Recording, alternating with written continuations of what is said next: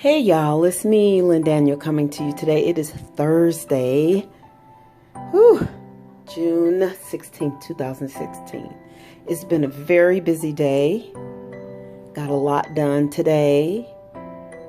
And if you didn't see my videos from yesterday, go back and watch them. One is called Be Grateful, or I'm Grateful. I think it's Be Grateful. And the second one is my first pillow talk in the Pillow Talk series. So go back and check them out. So today, just to fill you in on following up from yesterday's Pillow Talk very briefly. So I was able to make additional doctor's appointments today to get all of my physicals done and all that good stuff. And then I went to the spa. I spent time at the spa today. So today's Pillow Talk number 2 is going to be, I'm gonna answer the question why I am still single. Okay. All right. So why am I still single? So those of you who have been following my videos for any amount of time, you know that I'm a widow. You know that my husband passed away. I think in one video I said it was 10 years. Honey, my math was wrong. My husband passed away in 2003. My late husband, I should say. He passed away in 2003. So that is 13 years this year. I mean, my Lord, that's a long time. And so I honestly, during this time, have had a chance to understand why I have chosen to remain single.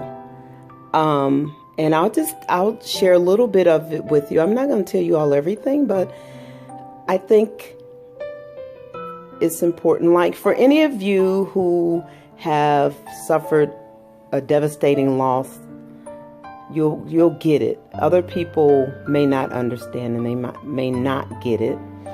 My late husband passed away at the early age of 43 years old from a heart attack. He had heart disease, and he was under the care of a physician, heart specialist and all. And I came home from work one day and found him dead on the sofa, sitting there dead. So, of course, it was very shocking. It was a shock. And I think I stayed in a state of shock for months. I know I was in a state of shock for at least 2 months because I can't remember everything. There are a lot of things that I do not remember about that time. I do remember my sister being very instrumental in helping. My sister, my dad, my family just being very instrumental in helping me make the arrangements, and they were just, oh my gosh, awesome. So the number one reason why I think I'm still single is because I was suffering bereavement or grief. I was just in a state of grief for a long, long time. I was in a state of shock and a state of grief for a long time. When my late husband passed, I was responsible for, getting his gravestone and all of those things. And I can remember it seemed like it took so long for them to finalize the actual gravestone. So I know they said 6 months I had to wait until the dirt settled, or the area settled. And then once I got that gravestone on there, to me it seemed like the door shut, and it was, I don't know, I can't describe it.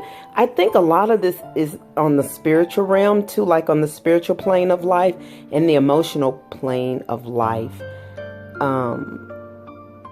where we experience these things in the psyche and in the spirit and in the intangible part of life. But it affects us so deeply to where the physical part of life suffers or reflects that.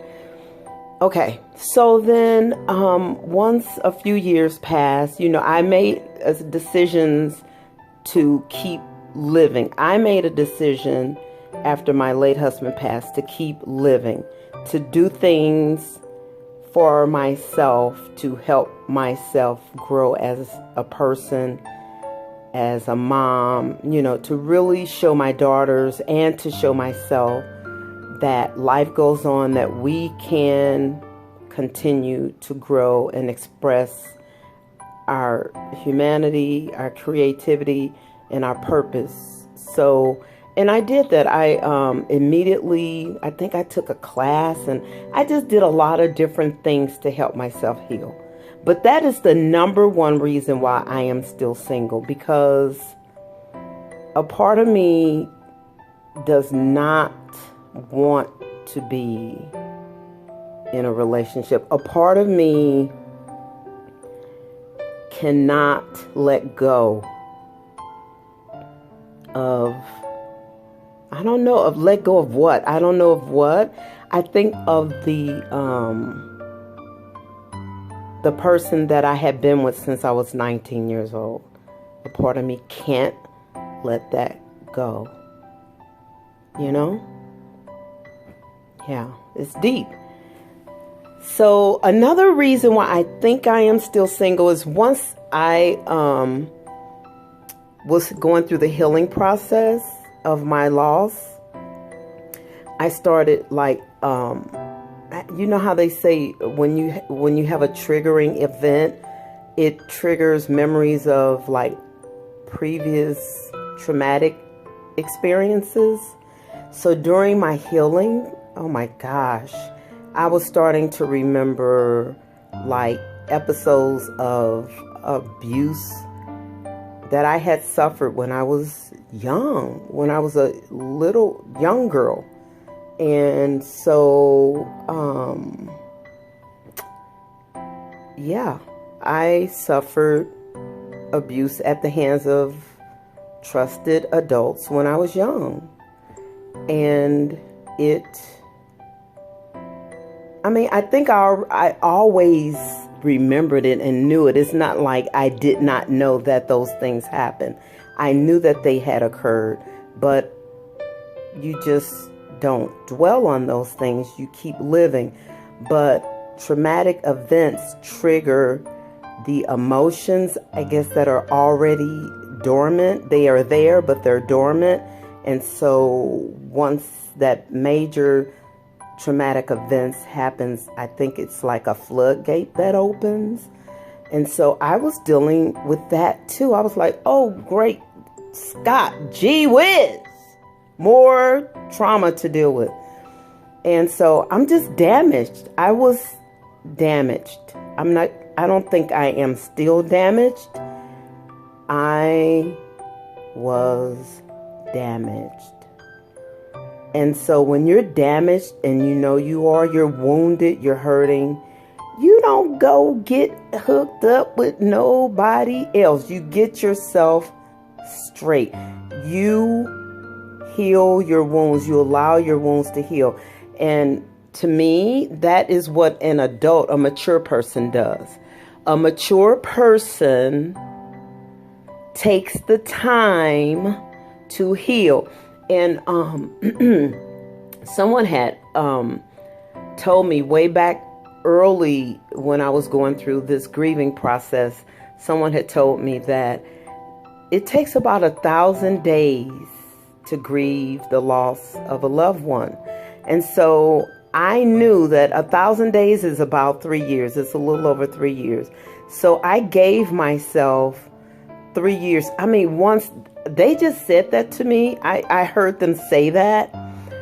It gave me permission to just slow down and just take the time that I needed to be well, to have my feelings, have my emotions, have my thoughts, do me, and just learn how to be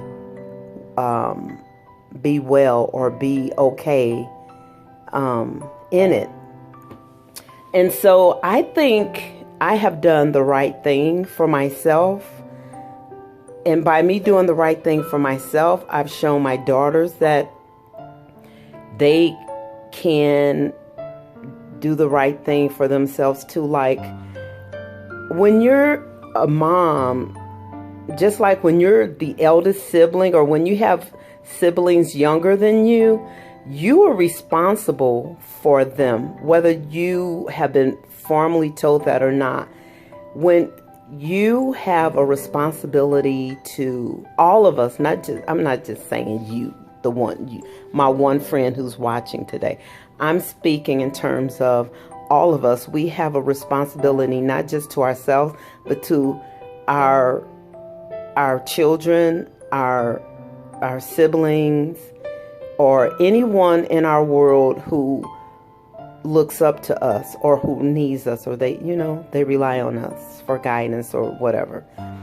And so it is so important to make choices and to do things that honor them, that honors that responsibility, so that whatever you do will bear good fruit and it will not harm anyone, or it will not be a stumbling block, but it will bless and be a benefit. So I think in choosing to stay single, now that I feel that I am better, I feel that 13 years is a heck of a long time.